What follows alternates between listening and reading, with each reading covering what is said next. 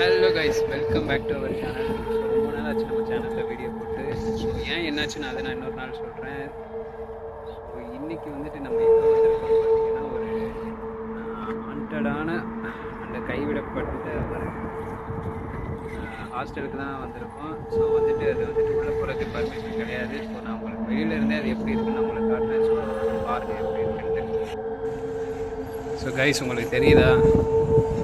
So இதுதான் அந்த இந்த கைவிடப்பட்ட ஹாஸ்டல் அண்ட் அபேண்டடான வருது. இங்கே யாரோ உட்காந்துருக்காங்க, உங்களுக்கு தெரியுதான்னு தெரியும், ஆளுங்க இருக்காங்க.